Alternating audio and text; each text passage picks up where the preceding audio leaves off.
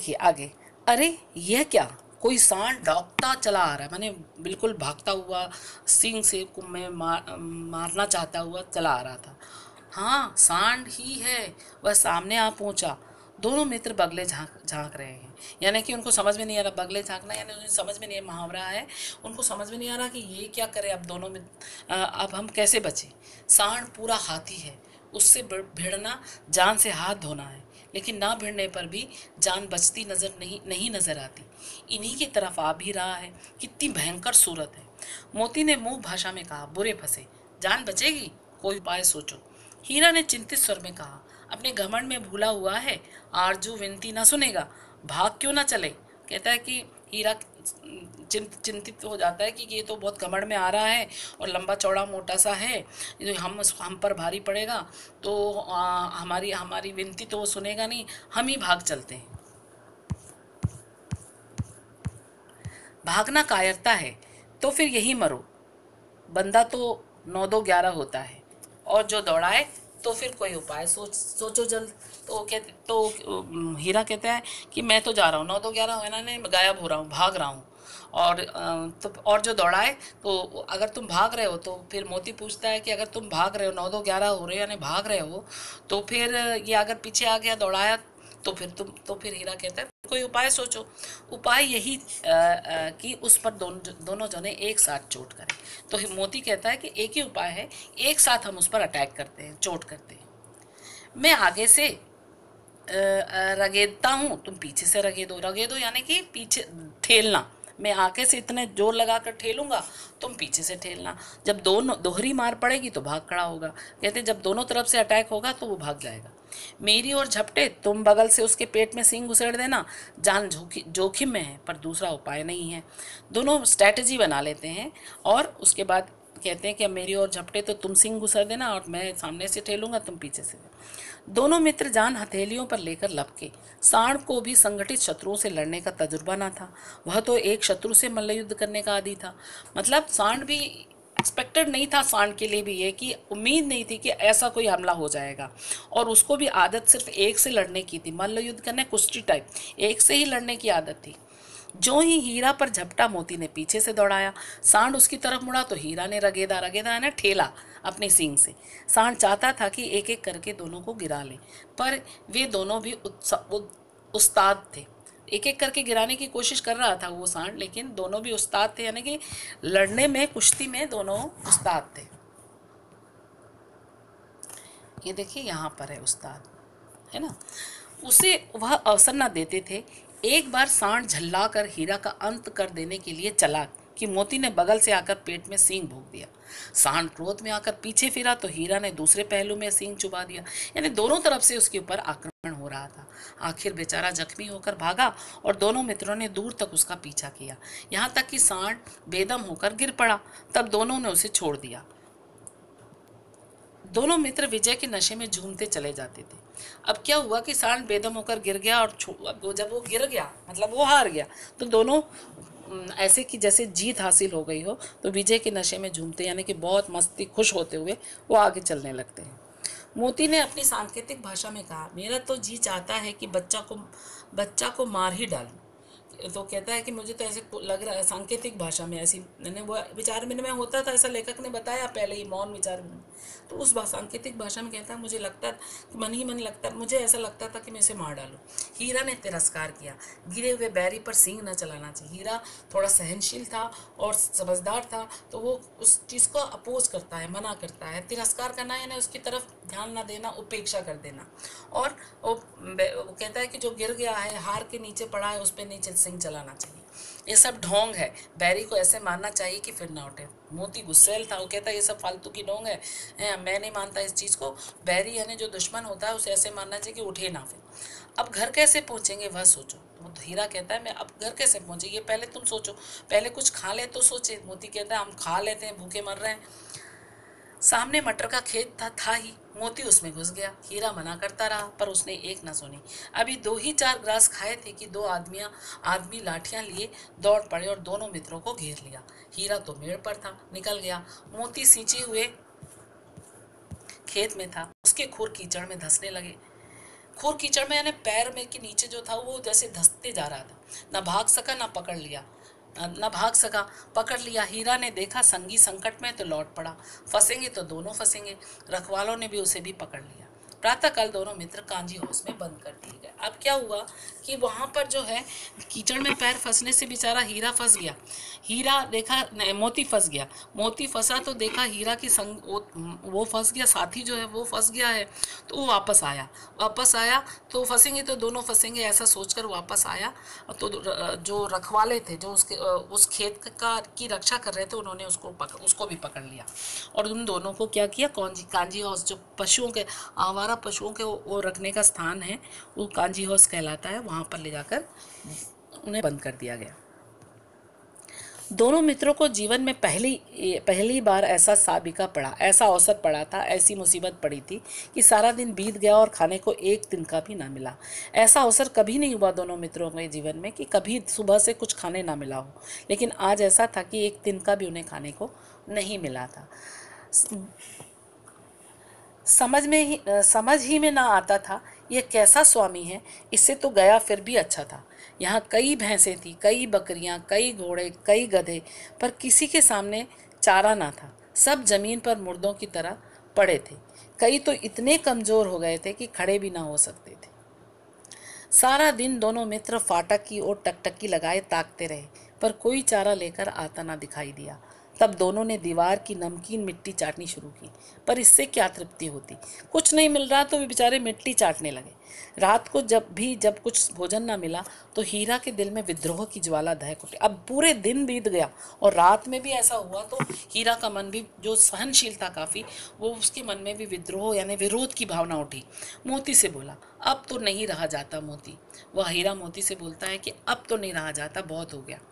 मोती ने सिर लटकाए हुए जवाब दिया, मुझे तो मालूम होता है प्राण निकल रहे हैं। मोती कहता, मुझसे तो झेलते नहीं बन रहा है, मैं बहुत भूख लग रही है, ऐसा लग रहा है जैसे मेरे प्राण निकल जाएंगे। इतनी जल्दी हिम्मत ना हारो भाई, यहाँ से भागने का कोई उपाय निकालना चाहिए। तो हीरा कहता है कि कुछ इतनी जल्दी हिम्मत मत हारो, कुछ ना कुछ उपाय सोचो, आओ दीवार तोड़ डाले, मुझसे तो अब कुछ नहीं होगा। कहता है कि चलो दीवार तोड़ देते। तो कहता नहीं, अब मेरे बस की कुछ नहीं है, मैं बस इसी बूते पर अकड़ते थे, सारी अकड़ निकल गई। वो पूछता है कि अच्छा, यही दिखाते थे कि बहुत ताकतवर है, अब एक दिन नहीं खाए तो तुम्हारी सारी अकड़ निकल गई।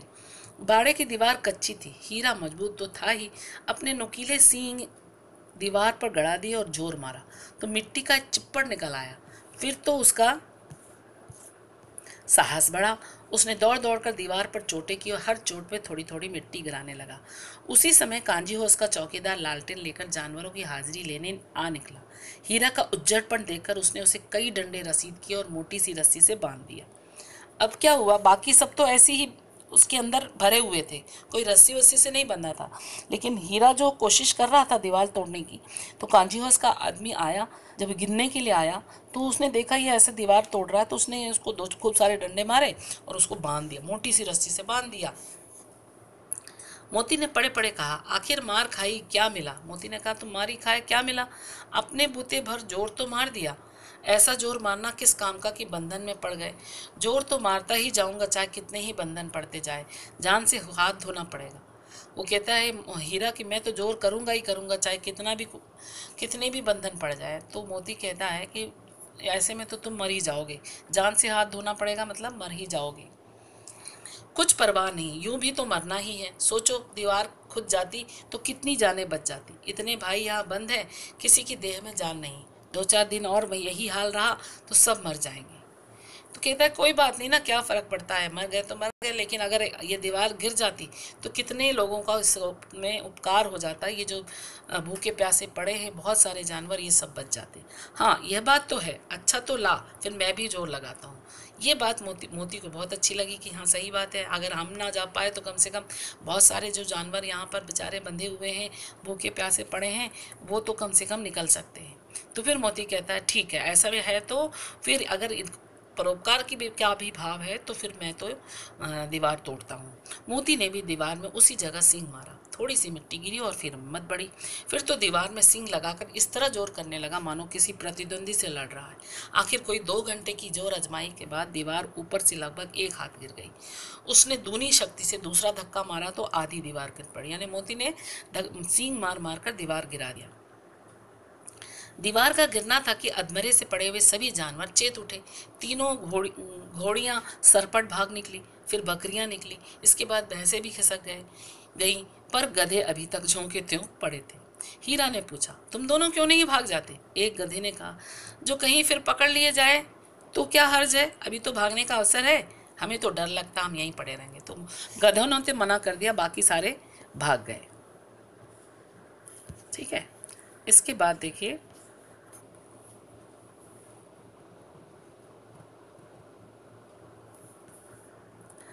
आधी रात से ऊपर जा चुकी थी। दोनों गधे अभी तक खड़े सोच रहे थे कि भागे या ना भागे, और मोती अपने मित्र की रस्सी तोड़ने में लगा हुआ था। जब वह हार गया तो हीरा ने कहा, तुम जाओ, मुझे यहीं पड़ा रहने दो, शायद कहीं भेंट हो जाए। मोती ने आंखों में आंसू लाकर कहा, तुम मुझे इतना स्वार्थी समझते हो हीरा? हम और तुम इतने दिनों एक साथ रहे, आज तुम विपत्ति में पड़ गए तो मैं तुम्हें छोड़कर अलग हो जाऊं? हीरा ने कहा, बहुत मार पड़ेगी, लोग समझ जाएंगे, यह तुम्हारी शरारत है।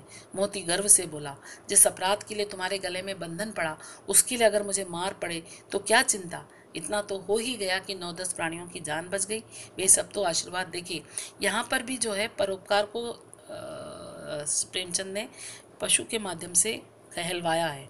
मोती गौरवान्वित होता है, कहता है कि अगर मैं फंस भी गया, अगर मुझे बांध भी दिए तो क्या हुआ, ये 9-10 जो जानवर यहाँ बंद पड़े थे भूखे प्यासे, वो तो स्वतंत्र हो गए, उनकी रक्षा तो हो गई, वो उनका आशीर्वाद मिल जाए मुझे, मेरे लिए तो यही काफ़ी है, भले ही वो मुझे बांध ले, पर मैं तुम्हें छोड़कर नहीं जाऊँगा। यह कहते हुए मोती ने दोनों गधों को सींग से मार मार कर बाड़े के बाहर निकाला और तब अपने बंधु के पास आकर सो रहा। अब सबको भगा दिया, आखिर 2 गधे बचे थे, मोती ने उन्हें भी सींग मार मार कर बाहर भगा दिया। भोर होते ही मुंशी और चौकीदार तथा अन्य कर्मचारियों में कैसी खलबली मची, इसके लिखने की ज़रूरत नहीं, बस इतना ही काफ़ी है कि मोती की खूब मरम्मत हुई और उसे भी मोटी रस्सी में बांध दिया गया।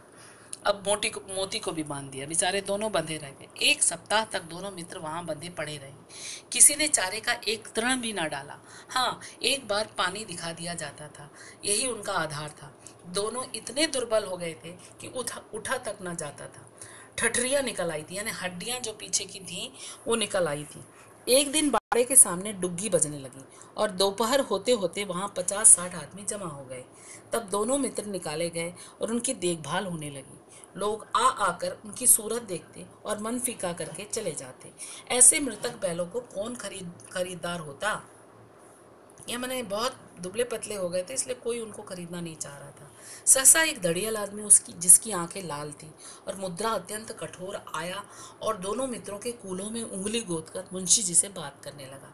उसका चेहरा देखकर अंतर्ज्ञान से दोनों मित्र के दिल कांप उठे। वह कौन है, उन्हें क्यों टटोल रहा है, इस विषय में उन्हें कोई संदेह न हुआ। दोनों ने एक दूसरे को भयभीत नेत्रों से, यानी डरे हुए नेत्रों से देखा और सिर झुका लिया। हीरा ने कहा, गया कि घर से नाहक भागे, अब जान न बचेगी। तो ये कौन था? वो अंदाज लगा रहे थे कि ये स्लॉटर हाउस का जो कोई व्यक्ति था, जो जानवरों को जहाँ काटा जाता है वहीं का कोई व्यक्ति था। ये उनको बात समझ में आ जाती है। कहते हैं कि फालतू में हम गया के घर से भागे, कम से कम जान तो बच जाती, लेकिन अब जान नहीं बचेगी। मोती ने अश्रद्धा के भाव से उत्तर दिया, कहते हैं भगवान सबके ऊपर दया करते हैं, उन्हें हमारे ऊपर दया क्यों नहीं आती? ऐसा मोती कहता है। भगवान के लिए हमारा मरना जीना दोनों बराबर है। चलो अच्छा ही है, कुछ दिन उसके पास तो रहेंगे। एक बार भगवान ने उस लड़की के रूप में हमें बचाया था, अब क्या अब ना बचाएगा? यह आदमी छुरी चलाएगा, देख लेना। तो क्या चिंता है, मांस, खाल, सींग, हड्डी सब किसी न किसी काम आ जाएंगी। नीलाम हो जाने के बाद दोनों मित्र उस दड़ियल के साथ चले। दोनों की बोटी बोटी कांप रही थी बेचारे, यानी कि बहुत उनको डर लग रहा था। बेचारे पांव तक ना उठा सकते थे, पर भय के मारे गिरते पड़ते भागे जाते थे, क्योंकि वह जरा भी चाल धीमी हो जाने पर जोर से डंडा मारता था। राह में गाय बैलों का एक रेवड़ हरे हरे हार में चरता नजर आया। सभी जानवर प्रसन्न थे, चिकने चपल, कोई उछलता था, कोई आनंद से बैठा। पागुर यानी कि चबाना, जुगाली करना। बैठकर जो जानवर खाए हुए भोजन को फिर से जुगाली करते उसको पागुर कहते हैं। पागुर करता था। कितना सुखी जीवन था इनका, पर कितने स्वार्थी हैं सब। किसी को चिंता नहीं है कि उनके दो भाई बधिक के हाथ पड़े कैसे दुखी हैं, यानी जो वध करने वाला है इसके हाथ में पड़े हैं, दुखी हैं, किसी को की चिंता नहीं, ऐसा मोती कहता है। सहसा दोनों को ऐसा मालूम हुआ कि यह परिचित रहा है। हाँ, इसी रास्ते गया उन्हें ले गया था। वही खेत, वही बाग, वही गांव मिलने लगे। प्रतिक्षण उनकी चाल तेज होने लगी। सारी थकान, सारी दुर्बलता गायब हो गई। आह, यह लो, अपना ही हार आ गया। इसी कुएं पर हम पुर चलाने आया करते थे। यही कुआं है। मोती ने कहा, हमारा घर नगीच आ गया, यानी पास में ही हमारा घर है। हीरा बोला, भगवान की दया है, मैं तो अब घर भागता हूँ, वह जाने देगा? इसे मैं मार गिराता हूँ। नहीं नहीं, दौड़कर थान पर चलो, वहाँ से हम आगे ना जाएंगे। दोनों उन्मत्त होकर बछड़ों की भांति कुलेल करते हुए, उछलते कूदते, कुलेल करना यानी उछलते कूदते हुए घर की ओर दौड़े। वह हमारा थान है, यानी थान जहाँ पर वो बंधे होते थे, जहाँ पर वो काम करते थे। दोनों दौड़कर अपने थान पर आए और खड़े हो गए। दड़ियल भी पीछे पीछे दौड़ा चला आता था। झूरी द्वार पर बैठा धूप खा रहा था। बैलों को देखते ही दौड़ा और उन्हें बारी बारी से गले लगाने लगा। मित्रों की आंखों से आनंद के आंसू बहने लगे। एक झूरी का हाथ चाट रहा था, मैंने झुरी को देखते उनकी आंखों से आंसू बहने लगे और झुरी उनके गले लगकर रोने लगा। दड़ियल ने जाकर बैलों की रस्सियां पकड़ ली। झुरी ने कहा, मेरे बैल हैं। तुम्हारे बैल कैसे? मैं मवेशी खाने से नीलाम लिए आता हूँ। वो दड़ियल कहता है, ये तुम्हारे कैसे? मैं तो इसको खरीद कर लाया हूँ, नीलाम किया, लेकर नीलाम करना यानी कि वो रखते हैं, ऑक्शन जिसको कहते हैं, वो रखते हैं और जहाँ वहाँ से फिर दाम देकर लेकर आते हैं। जाकर थाने में रपट कर दूंगा। वो दड़ियल बोलता है, मेरे बैल है, इसका सबूत यह है कि मेरे द्वार खड़े हैं। तो झुरी कहता है, ये मेरे बैल है, तभी मेरे द्वार पर खड़े हैं। दड़ियल झल्ला कर बैलों को जबरदस्ती पकड़ ले जाने के लिए बढ़ा। उसी वक्त मोती ने सींग चलाया। दड़ियल पीछे हट गया। जब वो पकड़ने के लिए गया तो मोती ने क्या किया? सींग मार दिया। तो दड़ियल जो व्यक्ति था जो पकड़ रहा था पीछे हट गया। मोती ने पीछा किया, दड़ियल भागा। वो पीछे हटा तो मोती ने सींग लेकर उसे सींग मारने के लिए भागा, तो वो दड़ियल भागा। मोती पीछे दौड़ा। गांव के बाहर निकल जाने पर वह रुका। उसको गांव के बाहर तक भगाया, पर खड़ा दड़ियल का रास्ता देख रहा था। दड़ियल दूर खड़ा धमकियां दे रहा था, गालियां निकाल रहा था, पत्थर फेंक रहा था और मोती विजय शूर की भांति उसका रास्ता रोके कर। मोती वहीं खड़ा रहा कि यह आए तो फिर इसको सींग मारूं। तो विजयी शूर की भांति, वीर के भांति उसका रास्ता रोके खड़ा था। गांव के लोग यह तमाशा देखते थे और हंसते थे। इस तरह से पाठ का अवसान हुआ। जब दड़ियल हार कर चला गया तो मोती अकड़ता हुआ लौटा। हीरा ने कहा, मैं डर रहा था कि कहीं तुम गुस्से में आकर मार ना बैठो। अगर वह मुझे पकड़ता तो मैं बे मारे ना छोड़ता। मोती कहता है कि अगर मुझे वो पकड़ता तो मैं उसको बिना मारे ना छोड़ता। अब ना आएगा तो दूर से ही खबर लूँगा, देखूँ कैसे ले जाता है। जो गोली मरवा दे, मर जाऊँगा पर उसके काम तो ना आऊँगा। हमारी जान को कोई जान ही नहीं समझता, इसलिए कि हम इतने सीधे हैं। जरा देर में नादों में खली, भूसा, चोकर और दाना भर दिया गया और दोनों मित्र खाने लगे। झूरी खड़ा दोनों को सहला रहा था और 20 लड़के तमाशा देख रहे थे। सारे गांव में उत्साह सा मालूम होता था, यानी सारा गांव जो है उल्लसित था, खुश हो रहा था। उसी समय मालकिन ने आकर दोनों के माथे चूम लिए और उसी समय जो मालकिन उन लोगों से नफरत कर रही थी, उनको खाने में सिर्फ भूसा देने के लिए कह रही थी, वो मालकिन भी आकर उनके माथे चूमे। तो ये 2 बैलों की कथा संपूर्ण होती है। आप इसको अच्छे से सुनिए, समझिए। इसके बाद में हम इसके प्रश्नोत्तर को डिस्कस करेंगे। वो वाला वीडियो मैं आपके लिए डालूंगा।